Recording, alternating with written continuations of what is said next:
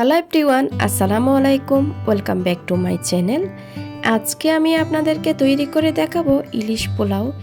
এই ইলিশ পোলাওটা খেতে কিন্তু অসাধারণ হয়। ঘরে থাকা কিছু উপকরণ দিয়ে সহজভাবে আপনারা এই রেসিপিটি তৈরি করতে পারবেন। আর এই রেসিপিটি দেখার আগে অনুরোধ করব, যারা এখনও আমার চ্যানেলটি সাবস্ক্রাইব করেন নাই তারা সাবস্ক্রাইব করে সাথে থাকা বেল আইকনটি ক্লিক করবেন। এতে করে আমি কোনো রেসিপি আপলোড করলে আপনারা সাথে সাথে নোটিফিকেশন পেয়ে সবার আগে দেখতে পারেন। প্রথমে আমরা ইলিশটাকে মেরিনেট করে নিব। একটা পাত্রে 1/4 কাপ পরিমাণ পেঁয়াজ বাটা নিয়ে নিয়েছি। আরও নিয়েছি আদা বাটা আর রসুন বাটা 1 চা চামচ নিয়েছি। গুঁড়া মশলার মধ্যে নিয়েছি ধনিয়ার গুঁড়া 1 চা চামচ, জিরার গুঁড়া 1 চা চামচ পরিমাণ, মরিচের গুঁড়া নিয়েছি স্বাদ অনুযায়ী, আরও দিয়েছি বিরিয়ানির মশলা 1 চা চামচ পরিমাণ। আমার বাসায় দই ছিল না, এজন্য ঘরে বানানো টক দই দিয়ে দিয়েছি 1/4 কাপ পরিমাণ। আপনারা চাইলে মিষ্টি দই দিতে পারেন। মশলাটাকে আমি ভালোভাবে একটা স্প্যাচুলার সাহায্যে মিশিয়ে নিচ্ছি। এই পর্যায়ে এসে মাছ দিয়ে আমি আবারও ভালোভাবে মাছের সাথে মশলাটা মিশিয়ে নিব।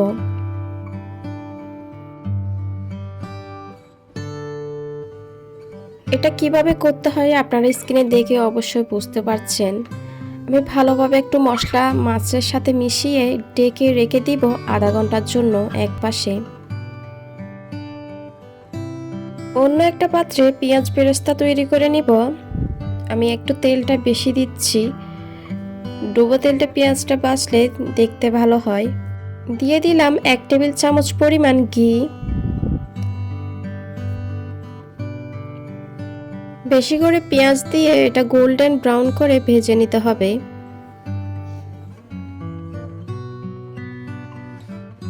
যখন কালারটা একটু পরিবর্তন হয়ে আসবে এই পর্যায়ে চুলার আঁচটা বন্ধ করে দিতে হবে। চুলার আঁচ থাকলে তখন পেঁয়াজটা পুড়ে যাবে। এবার এখান থেকে আমি কিছুটা পরিমাণ তুলে রাখবো। আগে থেকে যে মাছটা আমি মেরিনেট করে রেখেছিলাম এই তেল আর পেঁয়াজটা আমি মাছের সাথে ঢেলে দিলাম। এবার চুলার আঁচ ধরিয়ে মাছটাকে আমি রান্না করে নিব।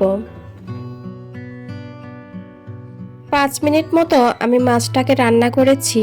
কয়েকটা কাঁচামরিচও দিয়ে দিলাম। এবার পরিমাণ মতো আমি পানি দিয়ে দিচ্ছি। মাছটা সিদ্ধ হওয়ার জন্য বেশি পানির প্রয়োজন হয় না, আমি অল্প পরিমাণ পানি দিয়েছি। এরই মধ্যে কিন্তু আমি ঢাকনা দিয়ে মাছটাকে রান্না করে নিয়েছি। আমি ঢাকনাটা তুলে একবার মাছটাকে উল্টিয়ে দিয়েছি। মাছটা হয়ে এসেছে। এবার ঢাকনাটা তুলে আমি চুলার আঁচ বন্ধ করে দিয়েছি। এবার এই গ্রেভি থেকে মাছটা আমি তুলে নিচ্ছি।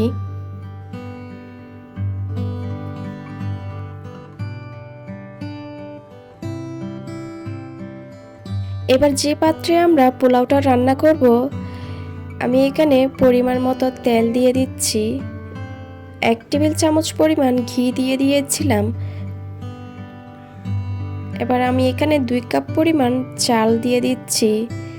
2টা তেজপাতা দিলাম, 2টা দারুচিনি দিয়েছি, 3-4টা এলাচ দিয়ে দিলাম।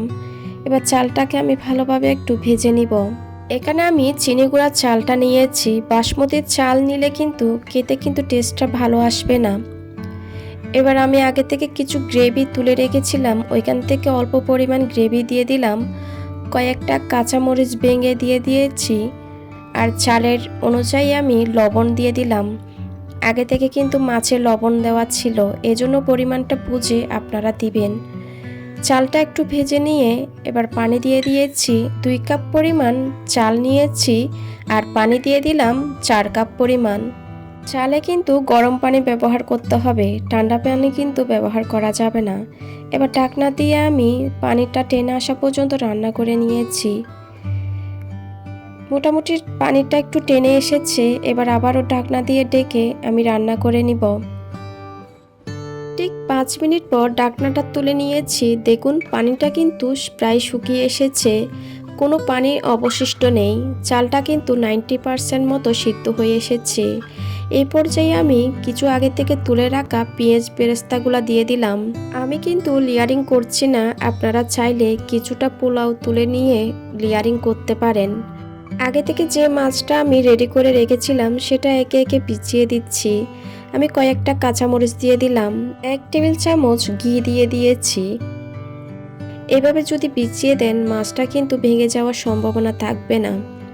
চুলার আঁচটা আমি একেবারে লো করে 5 মিনিট মতো ডেকে রান্না করে নিয়েছি।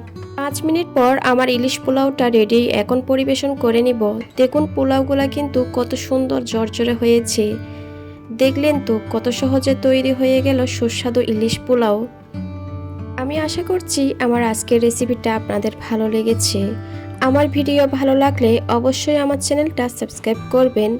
ভিডিও রিলেটেড কোনো কোয়েশ্চেন থাকলে সেটা আমাকে কমেন্ট সেকশনে গিয়ে কমেন্ট করবেন।